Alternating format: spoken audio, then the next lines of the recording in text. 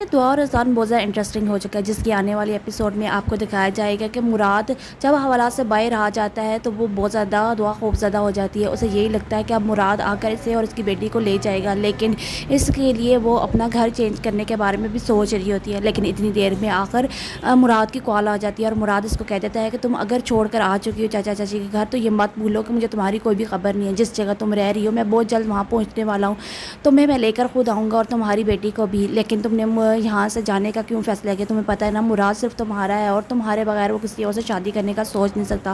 تم نے پہلی دفعہ انکار کر کے یہ ثابت کر دیا کہ تم مجھ سے شادی نہیں کر، اب میں تم سے شادی کر کے رہوں گا۔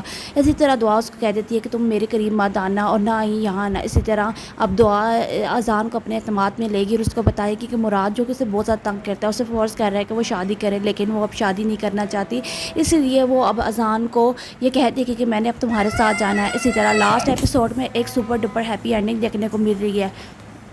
دعا جو کہ اذان سے بھاگتی رہی، آخر اس کی مجبوری اس کے پاؤں بیڑیاں ڈال دی ہیں اور وہ اذان کو پکارنا شروع ہو گئی ہے۔ اسی طرح اذان جب اس کے پاس آتا ہے تو بائی چانس اسی طرح اوپر سے مراد بھیج دیتا ہے اور مراد اس کو کہہ دیتا ہے کہ اذان تم یہاں کیا کر رہے ہو؟ تمہیں پتہ ہے نا دعا تمہارے نکاح میں نہیں ہے، اب تمہارا اور اس کا ریلیشن شپ ختم ہو گیا۔ لیکن وہاں اذان اس کو کہہ دیتا ہے کہ یہ میری بیوی ہے، تم جس طرح کی باتیں کر رہے ہو کہ مجھے اس کے پاس نہیں ہونا چاہیے، لیکن یہ بات جان رکھو یہ بیٹی بھی میری ہے اور دعا بھی میری ہے۔ تم اس کے اوپر جس طرح کی نظر جما کے بیٹھے اور زبردستی کا رشتہ بنا رہے ہو، دعا ہمیشہ کے لیے میری اور ہمیشہ میری رہے گی، اس لیے تم اپنی گندی نظروں کو اس سے دور ہٹاؤ۔ مزید ڈراماز کے ریویو انسپریشن کے لیے ہمارے چینل کو سبسکرائب کر لیں۔